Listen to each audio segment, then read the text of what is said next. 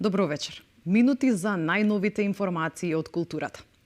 Македонскиот вокален мелос во современиот контекст, оживување на една заборавена музика. Е првата книга на Вера Милошевска-Јосифовска, пејачката во групата Љубојна, и професор во Музичко-балетскиот училишен центар Илија Николовски Луј. Книгата, која воедно е и магистерски труд на авторката, изобилува со интересни гледишта во однос на нејзината поврзаност со културните појави некогаш и денес. И при тоа дава коментар на тоа дека музиката е неприкосновен идентитетски маркер. На промоцијата беше нашата колешка Ирена Пепелјуговска-Цветановски.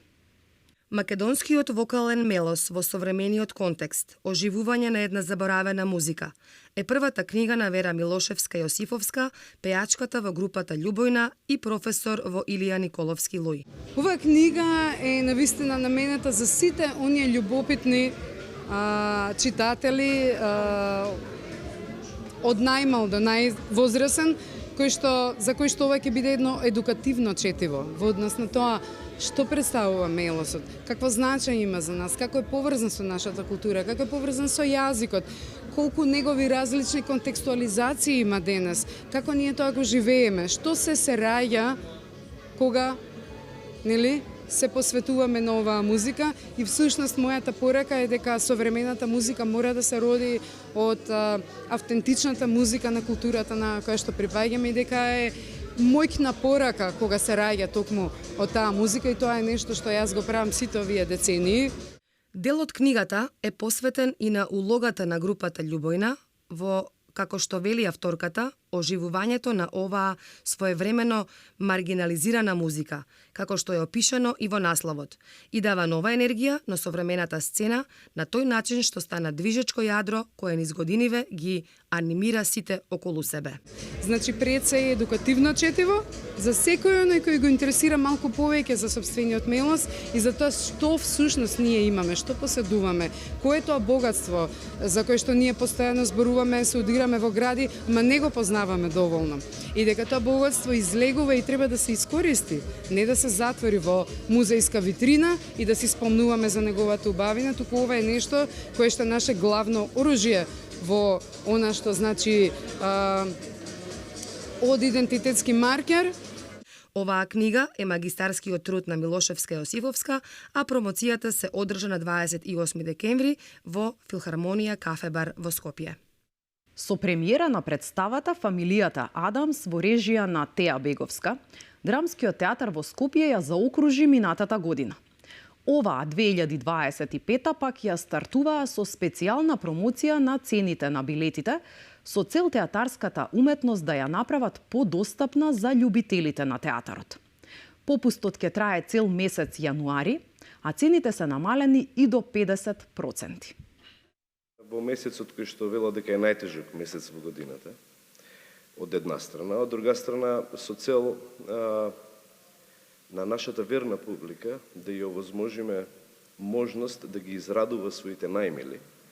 Во месецот кога подароците се суштина на живеењето, да понудиме два пакети на производи на Драмскиот театар од Скопје.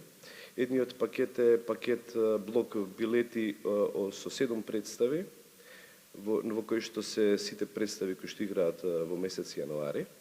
И вториот е блок билети со 4 представи, со што нудиме можност публиката да одбере еден од овие два пакети на билети, за да може, доколку сака, да им подари на своите најмили.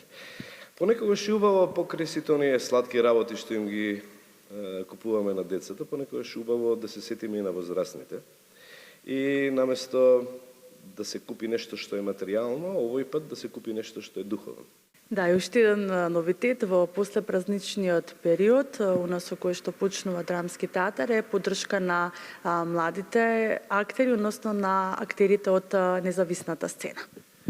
Да, Драмски имал и во минатото имал денови кога ја отстапувал сцената за независна продукција, но сега донесовме една популарна, се надевам, одлука, што исто се покажува со оглед на тоа колку продукции конкурирале, конкурсот, јавниот повик заврши вчера, до 5 јануари ќе бидат објавени представите кои што ќе играат на сцената на Драмскиот театар. Значи од 14 до 18 јануари Драмскиот театар ќе отвори својата сцена за сите продукции, сите представи на независната сцена.